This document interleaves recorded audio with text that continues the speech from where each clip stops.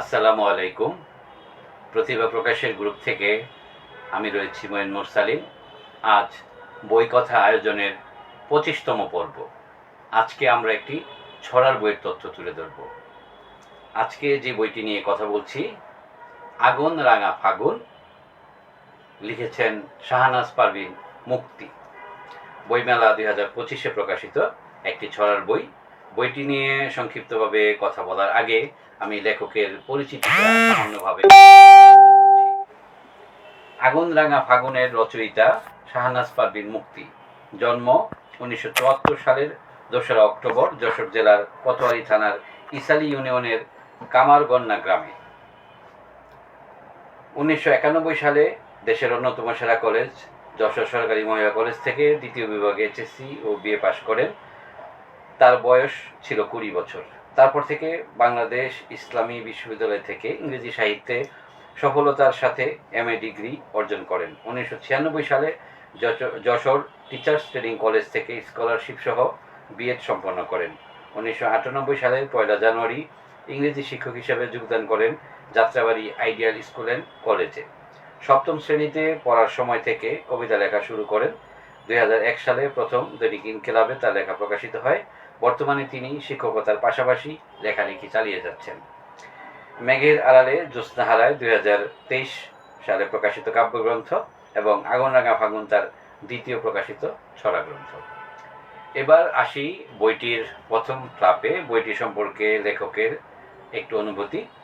শাহনাজ পারভীন মুক্তি বর্তমান সময়ের একজন আলোচিত লেখক।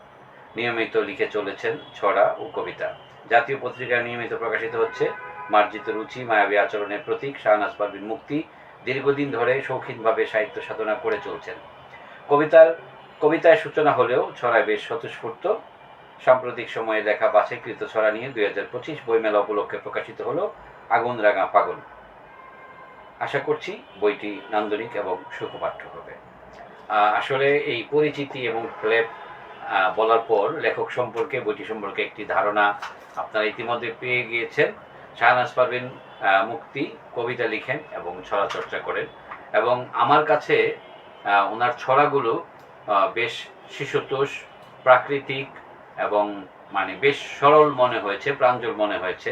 এজন্য আমি ওনাকে সবসময় ছড়ায় ওনাকে বেশি আগ্রহ সময় দেওয়ার জন্য আমি পরামর্শ দিয়ে থাকি, কারণ ওনার ছড়াগুলো আমার কাছে বেশ ভালো লাগে। তো যেই বইটি নিয়ে কথা বলছি, আগুন রাঙা ফাগুন, এখানে রয়েছে 40টি ছড়া।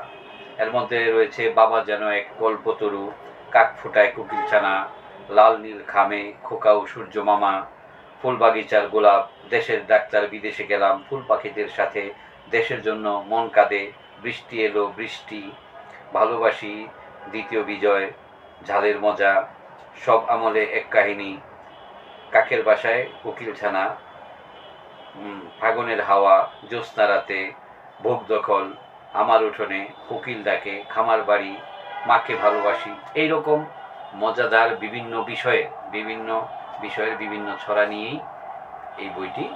তো এই বইটির মুদ্রিত মূল্য রয়েছে 60 টাকা, তথ্যটুকু জানিয়ে রাখলাম। তো এই ছড়ার বই থেকে আমি ছোট্ট একটি ছড়া আপনাদেরকে পাঠ করে শোনাই। ছড়ার শিরোনাম মাকে ভালোবাসি। মাকে ভালোবাসি আমি, মাকে ভেবে হাসি, কৃষ্ণচূড়ার লাল পাপড়ি মাথায় গুজে নাচি, সোনাদিঘির পাড়ে বসে লিখতে যেমন চায়, জীবন হলো টাট্টু ঘোড়া, দিক হারিয়ে যায়, এপার হতে ওপার যেতে ছোট্ট নদীর খেয়ার মাঝির তরি ঘড়ি ডাকছে ঘন দেয়া, বাইছে মাঝি ছোট্ট নাও দুলছে পানির তোড়ে, মিষ্টি হাওয়ায় দুলছে মন গাউটা ঘাটের মোড়ে। একটি ছড়া আপনাদেরকে শোনালাম। আশা করি ছড়াগুলো ভালো লাগবে। আপনারা যারা ছড়ার বই পছন্দ করেন তারা একজন নতুন লেখক হিসাবে শাহনাজ পারভীনের লেখাকে আপনারা তুলে ধরতে পারেন, সংগ্রহ করতে পারেন বইটি।